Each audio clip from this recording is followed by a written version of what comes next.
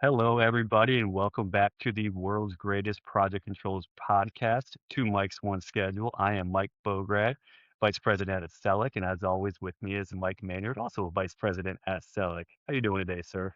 Great, how are you?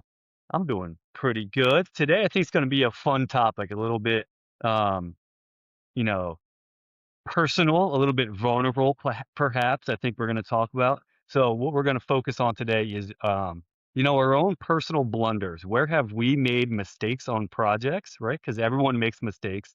And I like to think from those mistakes, there's also lessons learned, perhaps. And I don't think it's talked about enough on LinkedIn, on other social media platforms. On these platforms, it's typically, hey, look at all the successes we've had. But I think, we're going to kind of show behind the curtain a little bit. There are some, everyone makes mistakes and it's okay to make mistakes. It's how do you recover from those mistakes and how do you then implement a lessons learned from that mistake. So, you know what, I'll tee this up since, as always, I surprise you with these topics. So what I personally am thinking about my own lessons learned and blunder was I was working on a Army Corps of Engineer project, and it was a pretty substantial project for the time. This must have been right around 2010, roughly $1 billion job that I was working on, and it was a cost loaded schedule. And we were invoicing about every two, not about, we were invoicing every 2 weeks. So every 2 weeks, a pay app went in. We had to collect updates. Um, it was a cost loaded schedule, so we had to collect all the actuals from those updates. And one of the very interesting things that I learned that I did not even remotely know about was that when you put an actual start and an actual finish on an activity, right? And then you assign an actual cost to that activity, and then someone comes back and goes, "Hey, just a heads up, that activity is not actually complete and or started yet." So the second you take off that start date, the cost goes away, right? So this is about 15 years ago for me. And I go, okay, well, I see the cost cleared out. That's perfect, right? I took off the start, no harm, no foul. Well, we finish, we submit the schedule to the Army Corps of Engineers. They run it, they import it into their system, and they go, "Whoa, did you know about, why is all of these remaining costs so high?" And I'm going, "I have no idea what you're talking about. I'm looking at it in my schedule. You're looking at it in your schedule. What's going on?" Unbeknownst to me, what happens is when you take off a start date, when you deprogress an activity and your actual this period cost goes to zero, it doesn't just disappear from your schedule. It goes into some, I'm going to call it a purgatory, a cost purgatory. It's not in a stored financial period. It's not Yep. really floating around anywhere.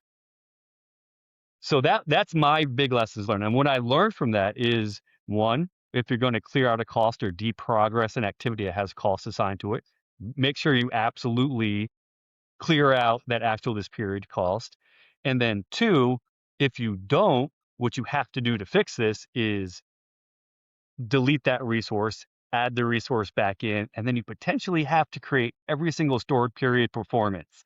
So this was a very, we were doing about $20 million every 2 weeks on this project. It was pretty fast. This was a pretty Yeah. serious issue that had to get resolved very quickly. But I can guarantee from that point forward, I never made that same cost mistake again. So that's me exposing my vulnerability. This is, an awesome lessons learned. Mike, what do you have? What can you think of your biggest Love lessons I learned? love that that's your example because I've also done the exact same thing, and you do it once, and Yeah. that's Oh, yeah. you'll never repeat that ever again once you do it once, and it's one of those things I will never forget when I figured out that it's there and I can't see it, and, like, Hmm. I was like, "It's a ghost in the machine." I don't know. It's it was a very eye-opening experience where the Army Corps of Engineer, when they after they imported it, said, "Here, let's do a screen share. This is what we see." And I'm going, "This is what we see." And we neither one of us could do apples to apples. Yeah. So it was just, "Hey, it's time to just reset and go from there." I mean, mine was more of a how do you put this? I inherited a schedule, and I decided early on not to rebuild the inherited schedule.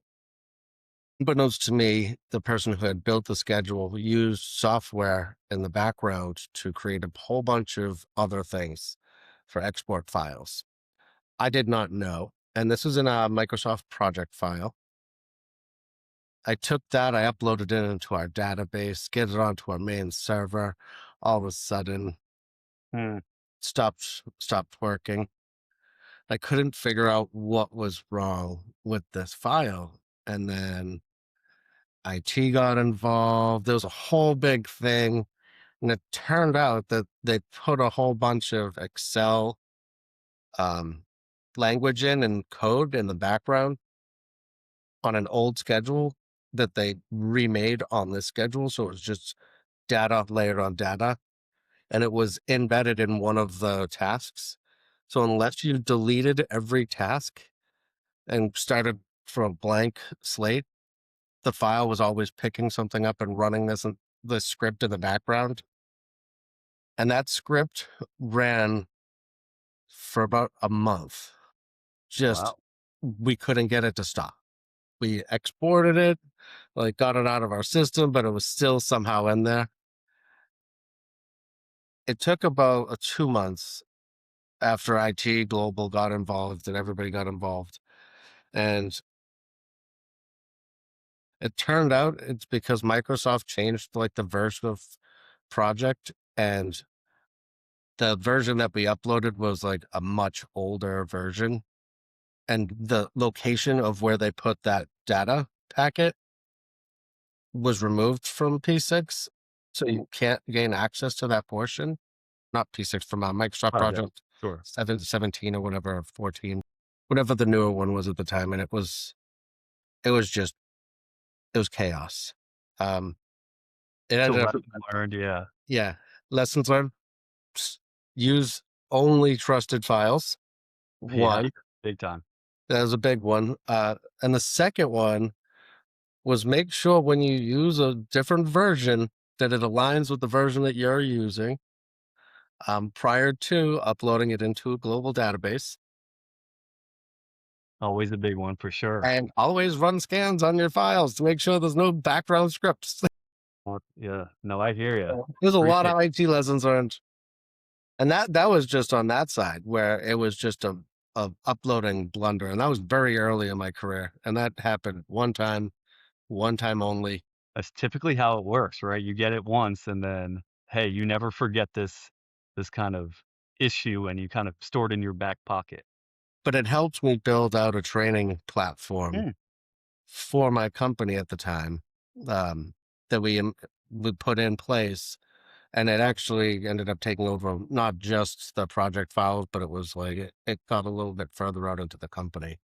So they started incorporating policies like to change the way that access files were granted, uploading files, using flash drives. I may be the person most people's companies don't allow those things because one of my mistakes. I mean, it wasn't a high cost error. Uh, it just cost us man hours. There was it wasn't anything malicious or anything like terrible. It was just a random script that was running in the background to pull what? interesting. Well, when I'm curious, appreciate that and appreciate the lessons learned. I'm curious if anyone else out there is going to be willing to share maybe their blunder and perhaps their lesson learned from it. So all of us can learn and kind of continue to grow in this project control space. And It's as okay always, to make mistakes. it's okay. And as always, appreciate you, Mike, and we will catch up later. All right. Take care, bud. Thanks.